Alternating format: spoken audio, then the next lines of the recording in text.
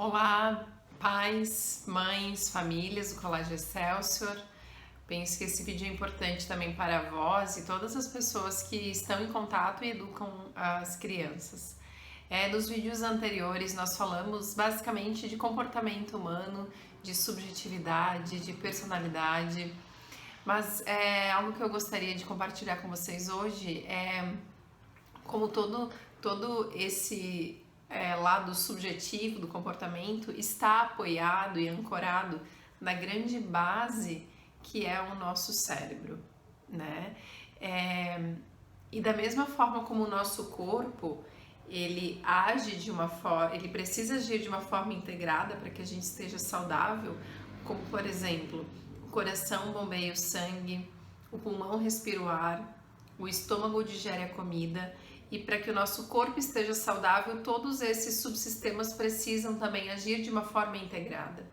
E com o nosso cérebro, da mesma forma, nós temos algumas subdivisões do cérebro, como o hemisfério esquerdo e o hemisfério direito, como o cérebro, que nós chamamos de uma forma lúdica, do andar de baixo e o cérebro do andar de cima, cada qual com a sua função, com a sua importância e particularidade.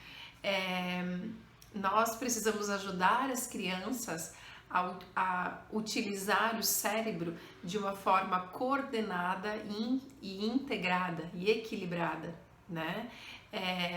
Nós vemos quando as crianças agem de uma forma desintegrada, por exemplo, num ataque de birra, num ataque de fúria, de ira muito grande. Ali claramente ela está utilizando apenas uma parte do cérebro dela, pois o cérebro ele está em desenvolvimento.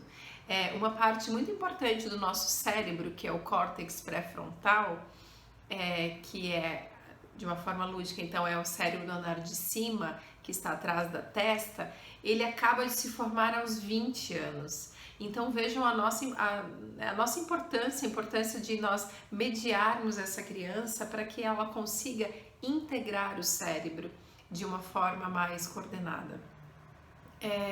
Então, como eu falei para vocês, o hemisfério esquerdo e o hemisfério direito, eu gostaria de detalhar um pouco mais esse cérebro do andar de cima e o cérebro do andar de baixo. Vocês vão encontrar essas informações nesse livro aqui, que ele é maravilhoso. Eu indico para todas as pessoas que têm contato com as crianças e até para a gente poder entender, porque a gente também muitas vezes age de uma forma desintegrada.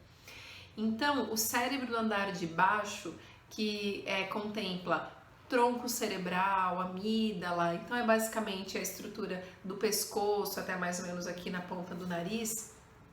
Ele é o cérebro reptiliano, é um cérebro instintivo, onde ali estão as emoções primárias de medo, de raiva, onde não existe nessa parte do andar de baixo o pensar, não existe o controle, age por impulso, então foge, paralisa ou luta, né? Como os répteis, né?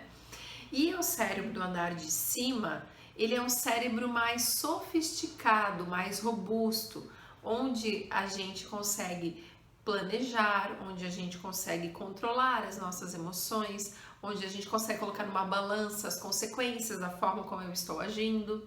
Então, as crianças, quanto menores, elas mais vão usar o cérebro do andar de baixo, o cérebro instintivo, reptiliano, por isso que morde, por isso que agride, por isso que não consegue colocar na balança as consequências de como ela está agindo. E aí vem.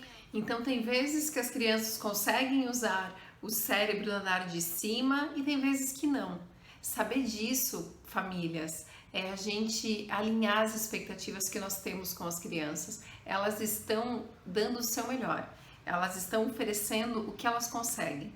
Então, diante de um mau comportamento, diante de um desafio de comportamento, isso deve voltar aos adultos da história como, opa, ela ainda não está preparada, ou seja, não é ser permissivo, preciso ajudar ela a integrar essas habilidades mais sofisticadas que está aqui no andar de cima.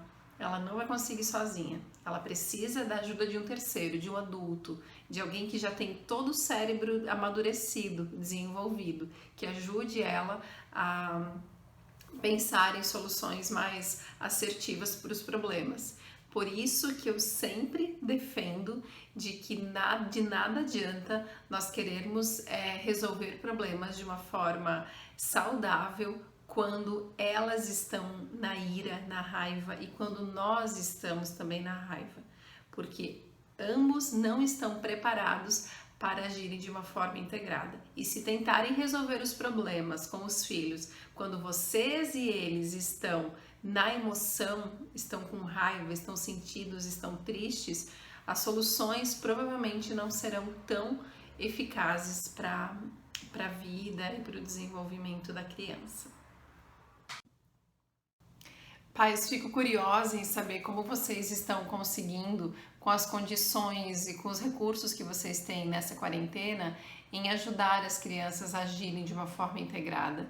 Eu quero me sentir mais próxima de vocês e para isso eu convido todos a participarem, colocando aí sua opinião e a sua percepção, acessando o formulário do Google que tem na descrição do vídeo, que vai direcionar vocês então a responderem. Em uma, duas linhas. Esse formulário não é identificado, não tem certo e errado, e sim opinião e as condições de cada um. Eu conto com a participação de vocês, para mim será importante, até para me dar a base para os demais vídeos, tá bom? Obrigada!